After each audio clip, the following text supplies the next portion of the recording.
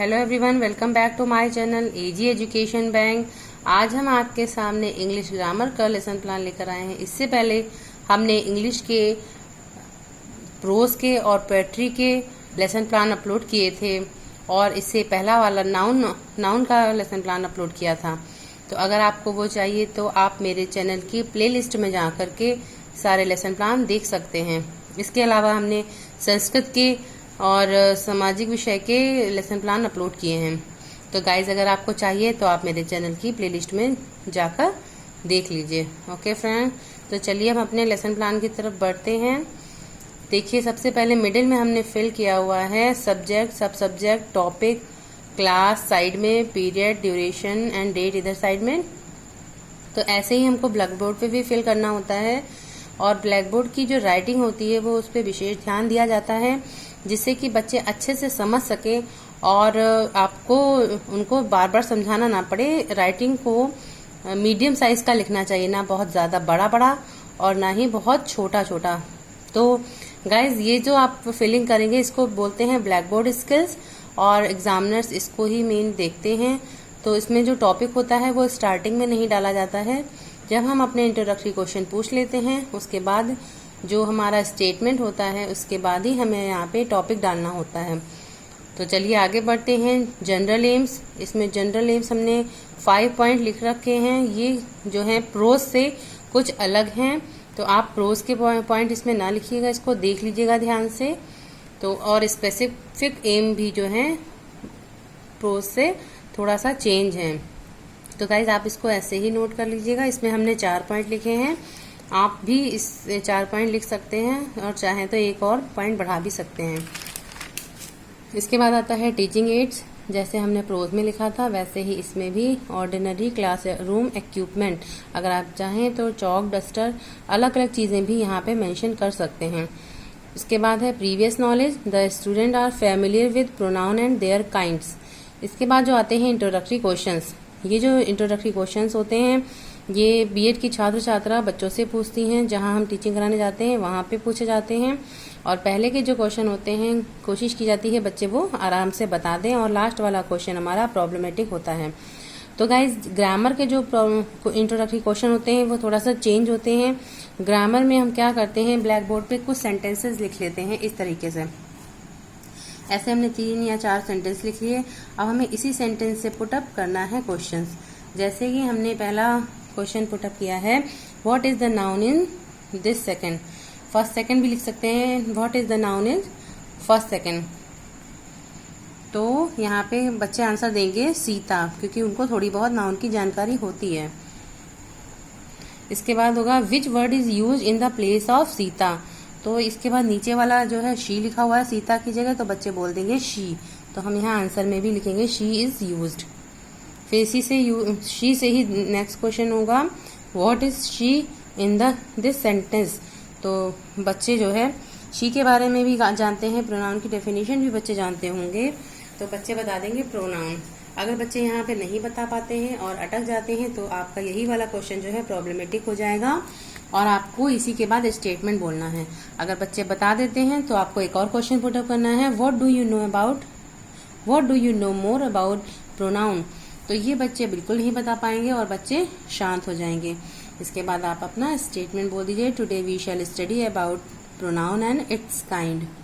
फिर आपके कॉलम बनेंगे teaching point, pupil teachers activity, students activity, teaching method and blackboard work. इस तरीके से आपको बनाना है। पहला होता है definition of pronoun, the pupil teacher will explain the definition of noun and will write on the blackboard. Student will listen carefully and ये मेथड है explanation method.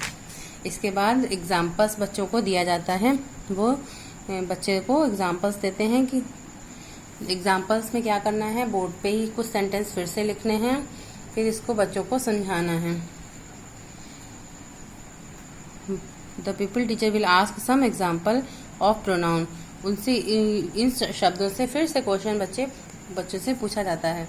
What is the Taj Mahal in first sentence.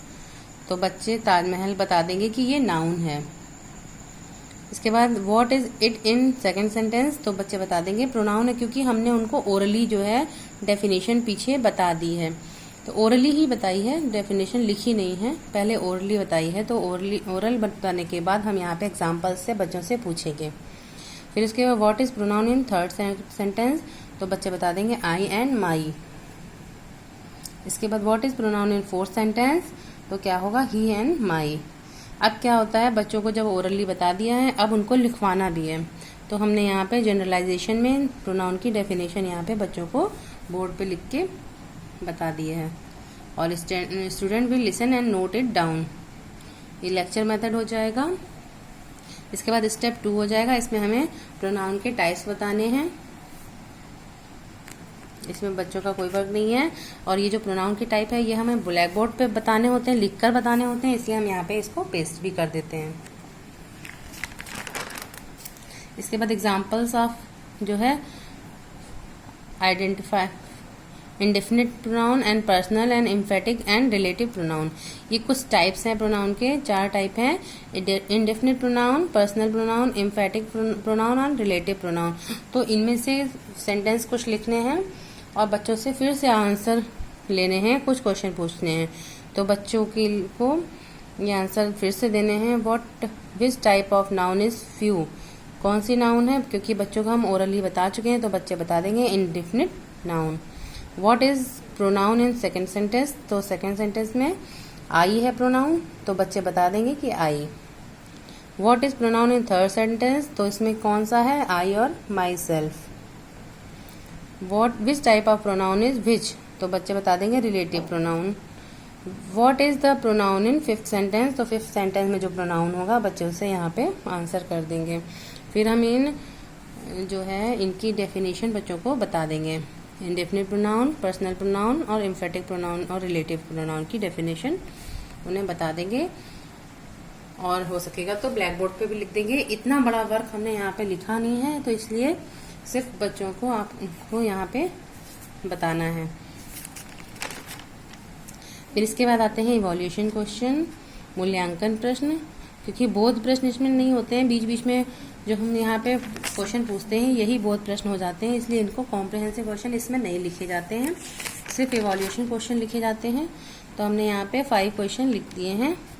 Right the correct name of pronoun, तो ये यहाँ पे उनको correct name लिखना है pronoun का, और इसके आंसर बच्चों को नहीं देने होते हैं, इसलिए सिर्फ ऐसे ही लिख दिया है, और होमवर्क बच्चों को फिल इन द ब्लैंक्स दे दिया है। तो गाइज ये रही हमारी पाठ योजना यानी कि लेसन प्लान।